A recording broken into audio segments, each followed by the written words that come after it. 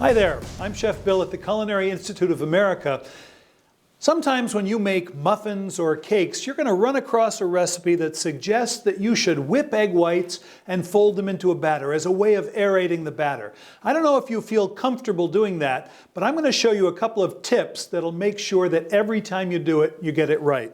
So first things first, when you put the egg whites in there, make sure there is no egg yolks in them at all. Any amount of fat will be a problem. It'll keep the egg whites from whipping up their loftiest. Likewise, the bowl that you're working with and the whip need to be perfectly clean. So no grease there. Now, once you're sure of that, we can begin this process of whipping. And you'll start to notice that these go through very predictable stages. Initially, you break down sort of the mucilaginous quality, and they begin to turn a little bit white. But if you look, they're still very, very liquid. Little by little, we'll continue to whip, and the proteins will begin to denature. The strands of protein will stretch out, and they'll form a structure, and that structure can trap air inside. That's exactly what we're banking on. We want the air that's being trapped in this egg whites to make our batter light. If your egg whites can be room temperature, so much the better.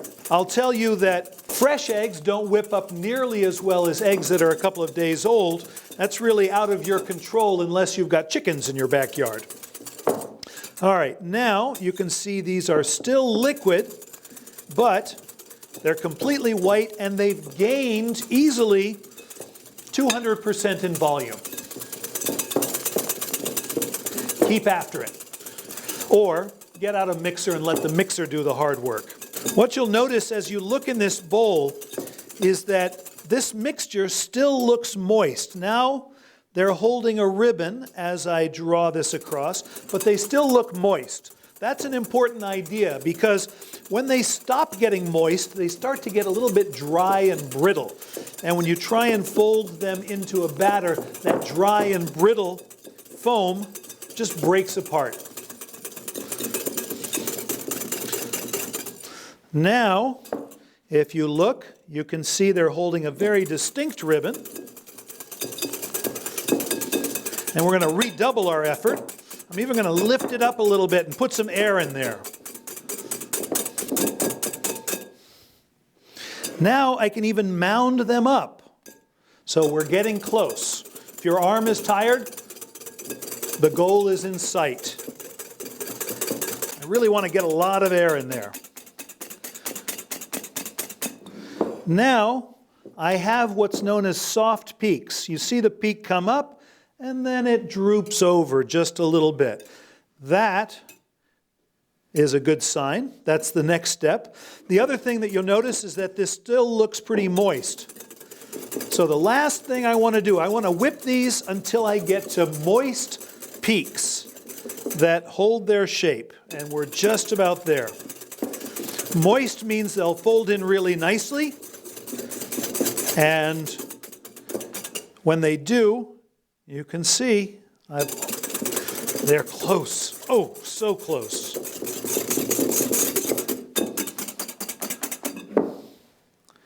There it is. Comes up and it holds a peak. It still looks shiny and nice and moist. Now, what I want to do is take the whip and set that aside. Imagine this is a cake batter, a waffle batter, a muffin batter. We're going to fold these egg whites into this batter. I'm going to do it in 3 separate parts. So the first third goes in, and what they're going to do is lighten this batter. There's not much chance that the air that I whipped in there will stay behind because the batter is so thick. But now, already, with that first addition, the batter has become a little bit lighter. Now, with the second third, I'm going to be a little bit more careful. I'm going to cut down through the middle and bring the batter up on the outside and over. And I can see this batter getting lighter with every stroke. This will make for a very tender cake or a muffin that rises up nice and high.